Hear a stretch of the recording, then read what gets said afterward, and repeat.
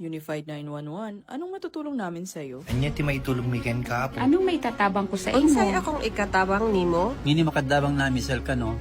Sa anumang wika o dialekto, may tulong na darating sa iyo.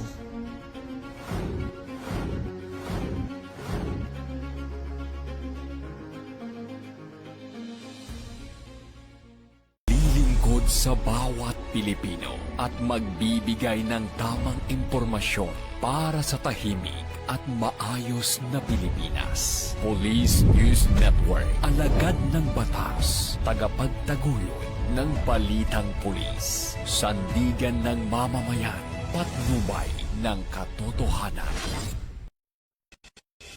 La Campo Crame, maghahatid ng pinakahuling kaganapan at nagbabagang balita. Ito ang PNN Police News Network.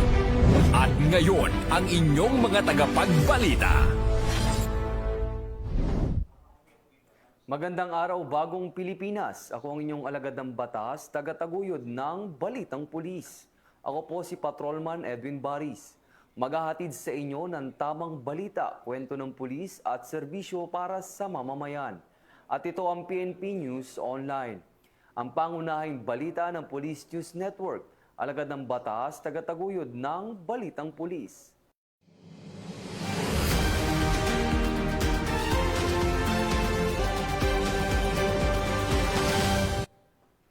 Narito ang mga balitang hatid ng ating PNN correspondents mula sa iba't ibang panig ng bansa.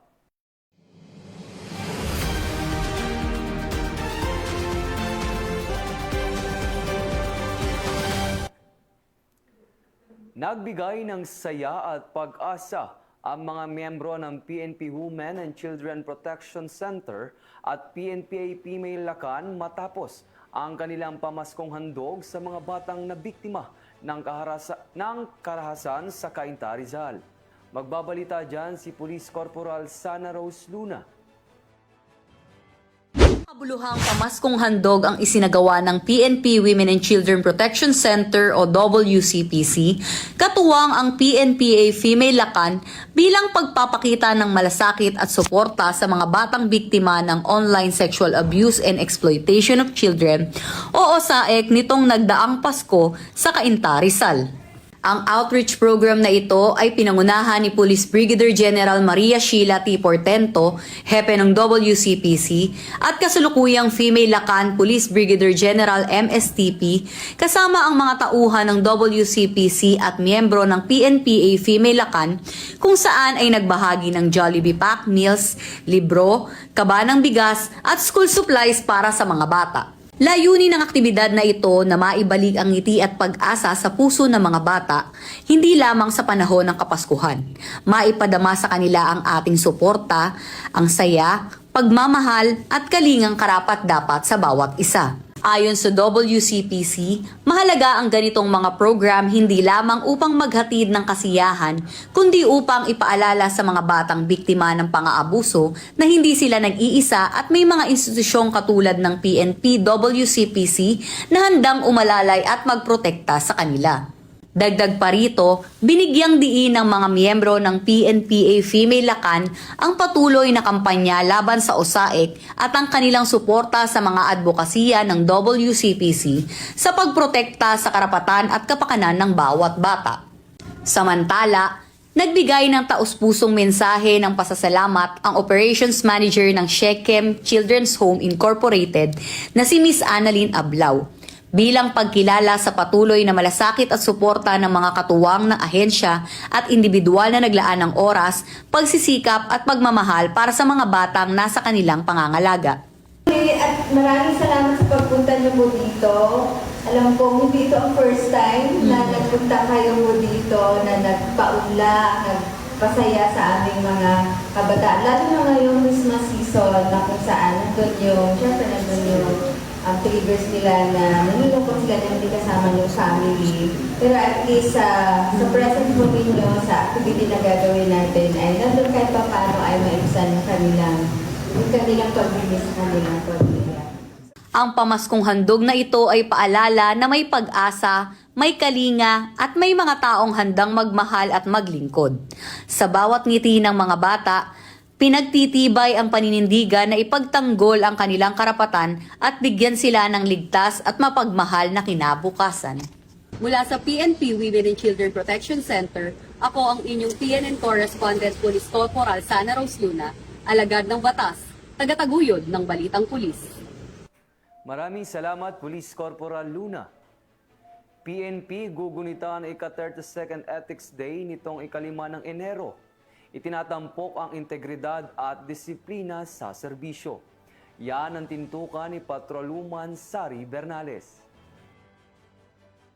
Ng Philippine National Police ang ika-32nd PNP Ethics Day sa ika-5 ng Enero taong kasalukuyan. Gaganapin ito sa NHQ PNP Main Building Lobby, Camp Brigadier General Rafael T. Crame, Quezon City.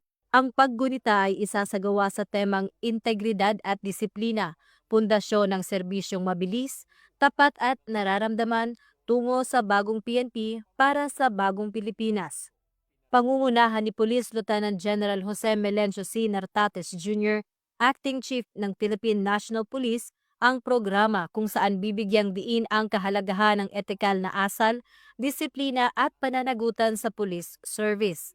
Magsisilbi ang okasyon bilang paalala sa bawat pulis na ang tiwala ng mamamayan ay patuloy na pangangalagaan sa pamamagitan ng tapat at makataong paglilingkod. Alinsunod sa adhikain ng bagong PNP para sa bagong Pilipinas, serbisyong mabilis, tapat at nararamdaman.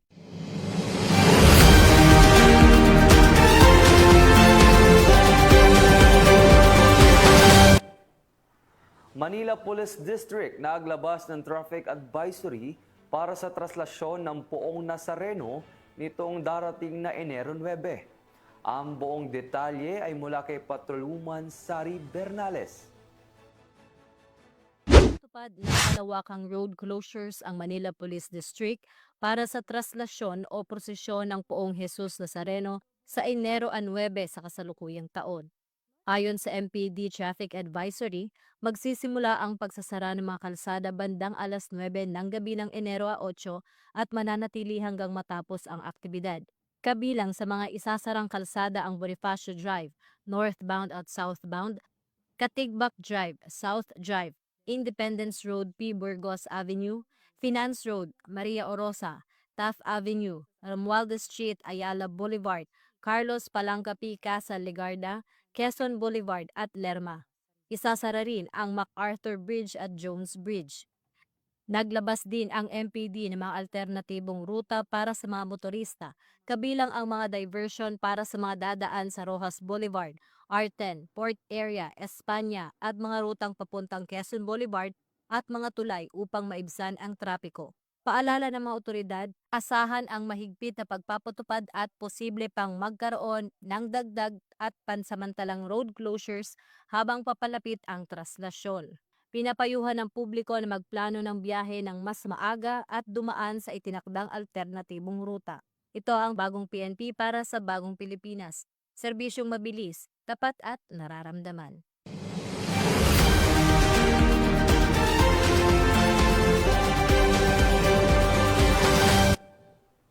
Sa patuloy na kampanya ng PNP kontra iligal na droga at kriminalidad, aabot sa 1.36 million pesos na halaga ng iligal na droga at baril ang nakumpiska sa isinagawang operasyon ng mga otoridad sa Rizal. 2 sospek arestado. Magbabalita dyan si Patrolman Adrian Dayao.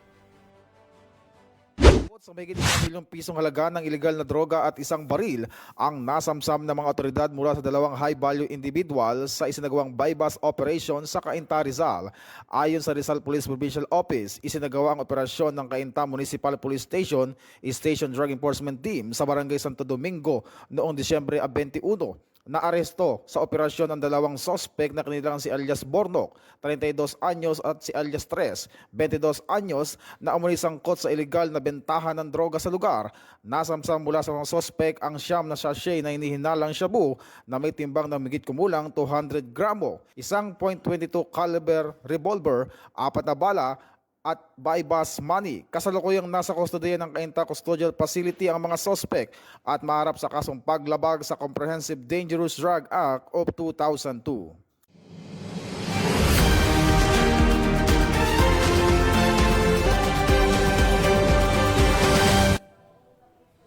Mahigit 2 milyong piso na halaga ng iligal na droga ang nakumpiska sa matagumpay na anti-illegal drug operation ng mga tauhan ng Southern Police District. Ibabalita yan ni Patrolman Adrian Dayao. Ng Southern Police District ang iligal na droga nagkakahalaga ng mahigit 2 milyong piso at naaresto ang 78 katao sa loob ng isang linggong kampanya laban sa iligal na droga mula Disyembre 15 hanggang 21. Ayon kay SPD Director, Police Brigadier General Randy Arceo, kabilang sa mga naaresto ang 3 high-value individuals at 5 street-level individual sa isinagawang intelligence-driven operation. Nasamsam mula sa operasyon ang 316.81 gramo ng shabu, 199.3 gramo ng marijuana at 130.81 gramo ng kush na may kabuuang tinatayang halaga na mahigit 2 milyong piso. Ang tagumpay na ito ay patunay sa patuloy na dedikasyon ng Southern Police District sa kaligtasan ng komunidad laban sa iligal na droga sa kanilang lungsod.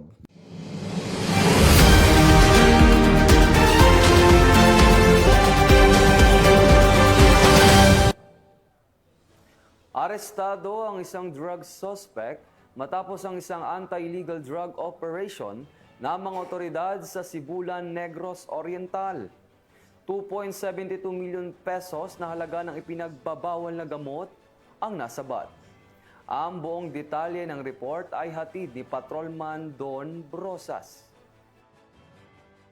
Sa selda ang isang hinihinalang drug suspect matapos mahuli sa ikinasang operasyon ng pulisya sa Purok 3 Barangay Magatas, Sibulan, Negros Oriental, kung saan nasabat ang tinatayang 400 grams ng shabu na nagkakahalaga ng 2.72 million pesos.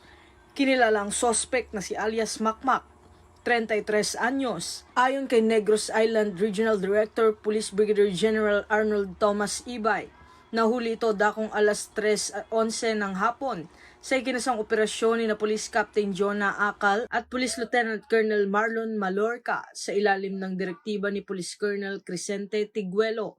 Ayon sa pulisya, isinagawa ang operasyon ng naaayon sa Section 21 ng Republic Act 9165 o Comprehensive Dangerous Drugs Act of 2002 upang matiyak ang integridad ng mga nakumpiskang ebidensya.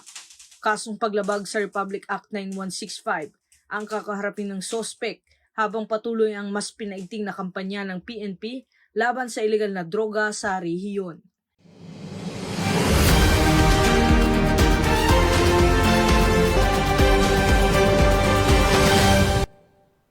At yan ang iniulat ng ating mga PNN correspondent mula Luzon, Visayas at Mindanao. Sa ngala ng pamunuan ng Philippine National Police, sa pangunguna ni Acting Chief PNP Police Lieutenant General Jose Melencio Nartates Jr. at sa pamumuno ni President Ferdinand Bongbong Marcos Jr., kami ay maglilingkod sa bawat Pilipino at magbibigay ng tama at balanseng balita. Mula rito sa tanggapan ng tagapag-ugnay ng Pambansang Pulisya, ako ang inyong alagad ng batas, tagataguyod ng Balitang Pulis. Ako ang inyong tagapag-ugnay, Patrolman Edwin Baris. Maghahatid ng tamang balita, kwento ng pulis at serbisyo para sa mamamayan. At ito ang PNP News Online. Ito ang bagong PNP para sa bagong Pilipinas. Serbisyong mabilis, tapat at nararamdaman.